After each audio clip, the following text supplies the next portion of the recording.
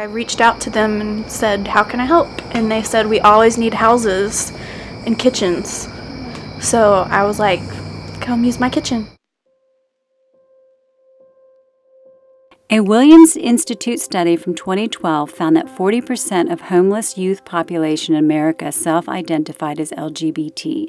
That number is almost 10 times higher than the percentage of the American population that identifies the same way. This is a big problem. In Atlanta, where the homeless LGBT population is almost 29%, one group aims to do something about it. My friend Tyler and I and another friend started it about a year ago, and over time we've collected more people helping us. Lost and Found specifically put out a call for needing more food donations. Lost and Found caters specifically to LGBTQIA youth and homeless youth. This is Raddish, a far-left anarchist vegan group feeding homeless LGBT youth in Atlanta. That description is a lot to process, and the organizers know it. We've been very fortunate enough to expand to 2 now. Our other one is a place called The Living Room. It's an organization that helps individuals with HIV and AIDS who are homeless get off the street and find housing, and we are doing sack lunches for them because they don't have the capacity to actually be there to serve food and help people like that. They're not as intense as they sound from their description. In fact, a lot of the volunteers aren't even vegan. They all, however, care very much about the people they're serving to. I like to use the term marginalized communities.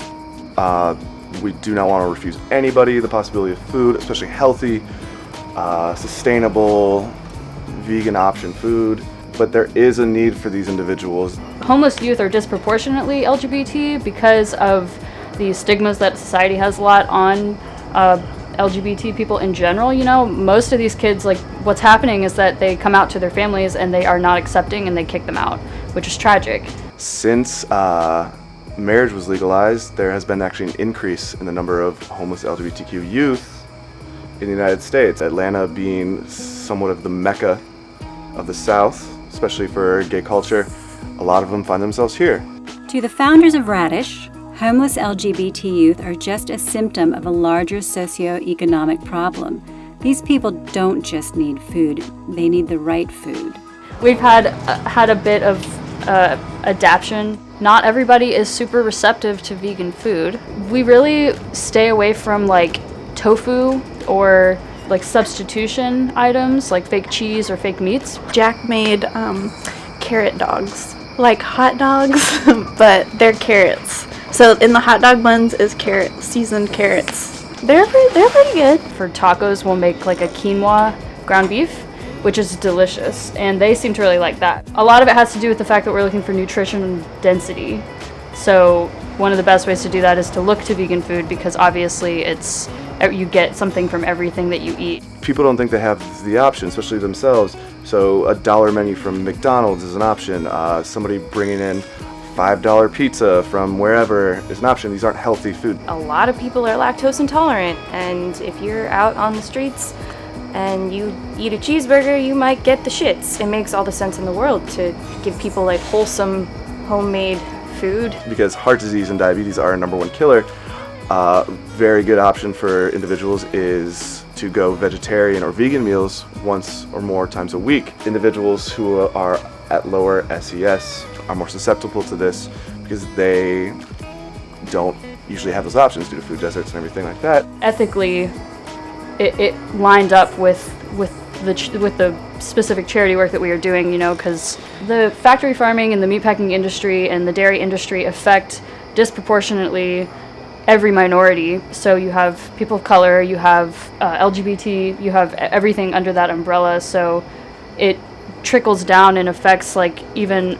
a reason that these kids might be outplaced from their home to begin with. It's sustainable for the environment. It's because we are an anarchist organization. It's also feeds into our egalitarian rights. So it's important to us to provide these people with this healthy meal that will also benefit their health in the long run. One coordinator once said, it's cheaper, which is always a good answer. And with Lost and Found specifically, the veganism part had to do with that a lot because their donations were mainly like canned foods and hot dogs and potato chips and stuff like that. Raddish hasn't missed a food delivery once since forming a year ago. While the group is founded with broad goals in mind, its success is simple. It's a fun community to be in.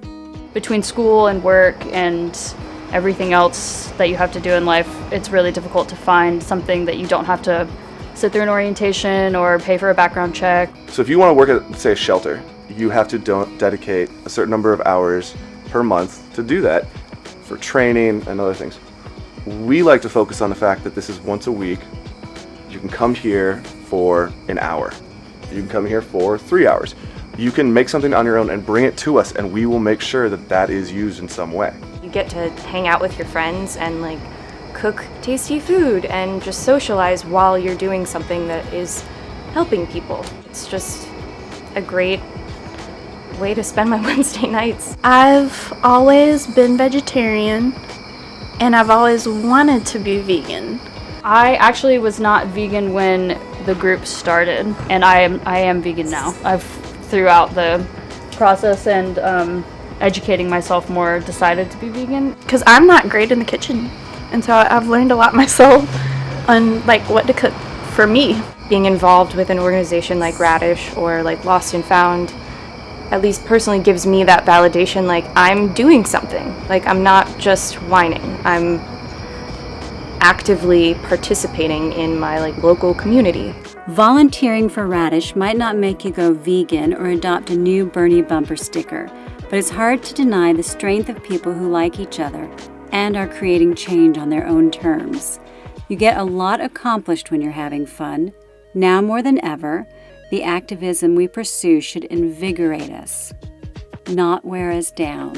You can look towards any LGBT-specific shelters that accept donations of any kind, and that can be anything from cooked food to canned food to like hygiene supplies to clothing. Donating things like that directly to the shelters and to the outreach organizations is more helpful than like donating $10 a month to the Human Rights Campaign. That's not helping these people directly.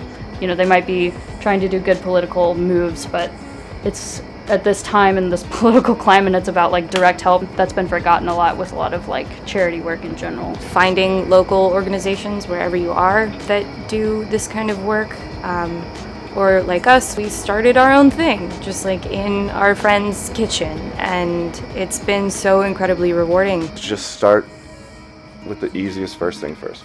Just ask. Just Facebook's a good resource. Find an organization. Maybe that one won't work for you.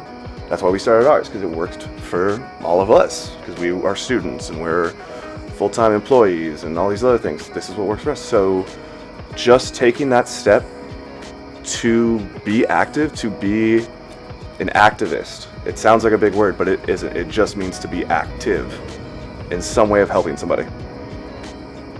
You're already there.